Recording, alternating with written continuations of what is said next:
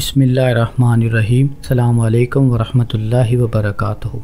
دشمن کو ذلیل و رسوا کرنا، دشمن کو برباد کرنا، دشمن کو نقصان پہنچانا، اس کے کاروبار کو نقصان پہنچانا، اس صورت میں کہ اگر اس نے آپ کو شدید قسم کا نقصان پہنچایا ہو، آپ کی عزت کو خراب کیا ہوا ہو، آپ کی جان لینے کے در پہ ہو، دشمن ایک ہوں یا دشمن بہت زیادہ ہوں، سب کے لیے یہ عمل بہت زبردست ہے۔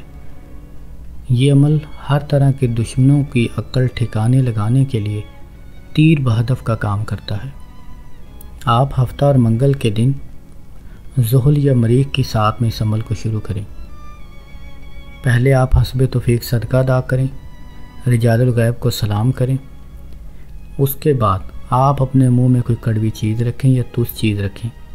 آپ کالی مرچ بھی چبا سکتے ہیں، نیم کا پتہ منہ میں رکھ کے چبا سکتے ہیں، یا لیمو اپنی زبان پر لگا سکتے ہیں تاکہ آپ کی زبان ترش ہو جائے۔ اس سے عمل کی طاقت بڑھ جاتی ہے۔ اس کے بعد آپ 3 عدد کالی سیاہ مرچ لے کر اس کے اوپر یہ عمل کریں۔ آپ بغیر بسم اللہ کے سورۃ لہب، تبت یدا ابی لہب وتب ما اغنی عنہ مالہ وما کسب سیصلی نارا ذات لہب وامرأتہ حمالۃ الحطب فی جیدہا حبل من مسد 41 مرتبہ پڑھیں اور دشمن کا نام لیں کہ فلاں بن فلاں تباہ و برباد شد، فلاں بن فلاں تباہ و برباد ہو جائے، فلاں بن فلاں ہلاک ہو جائے، فلاں بن فلاں کا کاروبار بند ہو جائے۔ جو بھی آپ اس کے اوپر علم کرنا چاہتے ہیں وہ الفاظ آپ یہاں پر دہرائیں گے، اور پھر ایک کالی مرچ کے اوپر پھونک مار دیں۔ پھر آپ 41 مرتبہ سورۃ لہب پڑھیں، دشمن کا نام لیں اور دوسری کالی مرچ کے اوپر پھونک مار دیں۔ پھر آپ 41 مرتبہ سورۃ لہب پڑھیں، دشمن کا نام لیں اور تیسری کالی مرچ کے اوپر پھونک مار دیں۔ اب ان مرچیوں کو آگ میں جلا دیں۔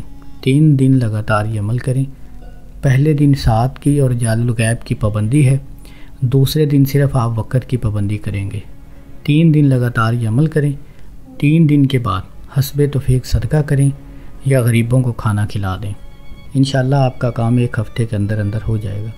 یہ عمل ناجائز اور حرام کام کے لیے جو بھی کرے گا وہ اپنے گناہ اور نقصان کا خود ذمہ دار ہوگا، میں بری ذمہ ہوں۔ اگر کوئی بات آپ کو اس عمل میں سمجھ نہ آئے تو آپ کامنٹ کر کے پوچھ سکتے ہیں۔ السلام علیکم ورحمۃ اللہ وبرکاتہ۔